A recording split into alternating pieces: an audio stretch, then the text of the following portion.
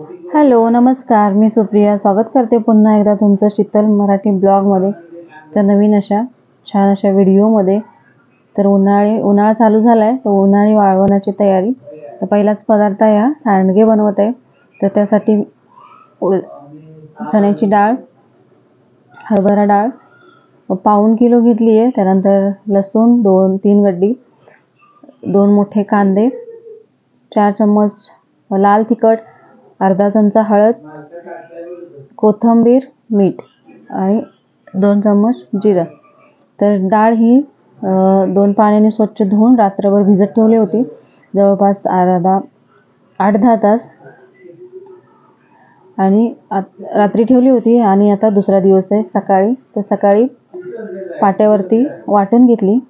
डाळ छान भिजलेली आहे, तर रवाळ बारीक रवा असतो तशी वाटून घेतली.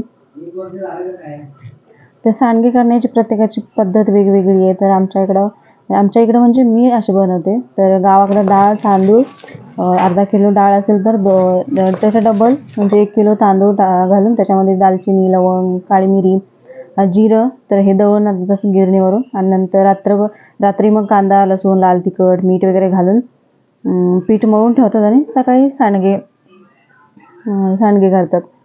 तर पाहू शकता डाळ माझी वाटून झाली आहे. तर टेक्स्चर बघा पिठाचं एकदम असं रवाळ आहे. तर भिजवूनही करतात आणि सकाळी मग त्याचे सांडगे करतात. तर पाहू शकता, दाखवते तुम्हाला मी. तर अशा पद्धतीने आता हे वाटून घेते सगळं मी. तर पाऊण किलो डाळ आहे, जवळपास मला अर्धा पाऊण तास लागला.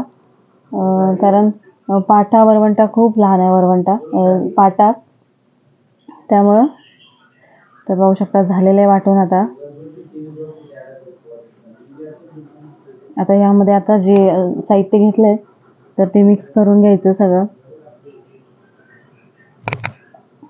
तर पाहू शकता आपलं पीठ डाळ वाटून तयार आहे.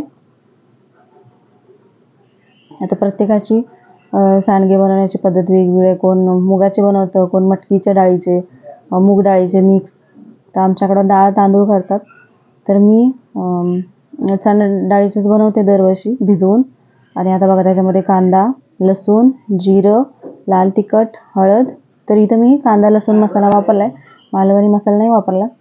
आणि जवळपास 1 प्लेट म्हणजे 1 मोठी वाटी चिरून कोथिंबीर, तीही कोरडी करून घेतली आहे, ती मिक्स केली त्याच्यात. आणि त्यानंतर चवीनुसार मीठ.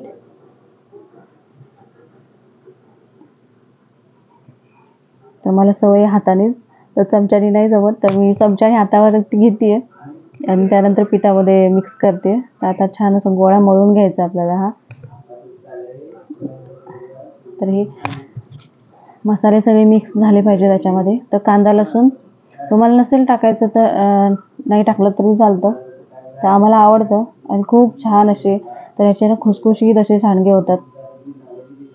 तर असेच खाल्ले ना तरी छान लागतात आणि भाजी करून तर अजूनच भारी.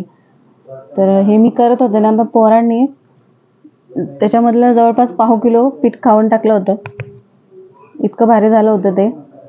आणि जवळपास अर्धा किलोच डाळीचेच झाले असतील सांडगे.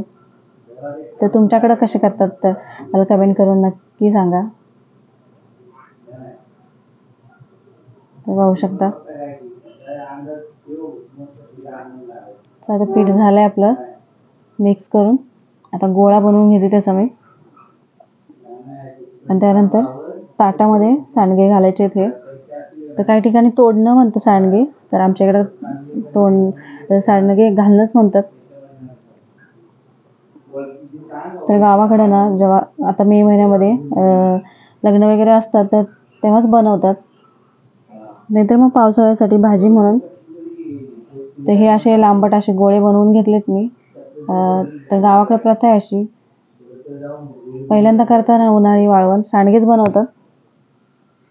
त्यानंतर त्याची हळदी कुंकू आणि अक्षता ते वाहून पूजा करायची आणि त्यानंतर मग सांडगे घालायचे. तर नाजूक असे पाडून घ्यायचे. तर जास्त पण बारीक नाही घालायचे, तर वाळले ना ते तर सुकून अजून बारीक होतात. तर मीडियम साईजचेच. तर पाहू शकता असे 3 बोटामध्ये घ्यायचे. आपली 2 बोटं आहेत त्यामध्ये अंगठ्याने तोडायचे असे बारीक बारीक.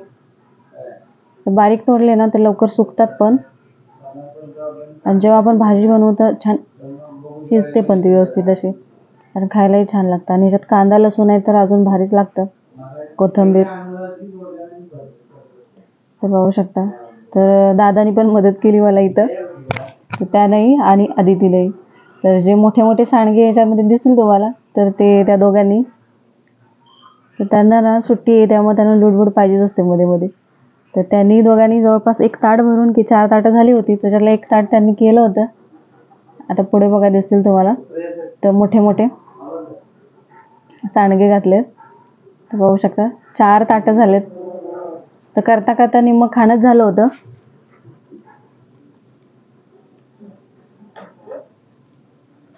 आता चालली घेऊन टेरेसवरती. तिथं ओढणी घेतली होती सुकट टाकण्यासाठी, तर सारखे पायात येत होते. पाहू शकता. आता 2 दिवस तर लागतील आज सुकायला. तर झाकून ठेवते कारण वरती पक्षी असतात, कबूतर वगैरे.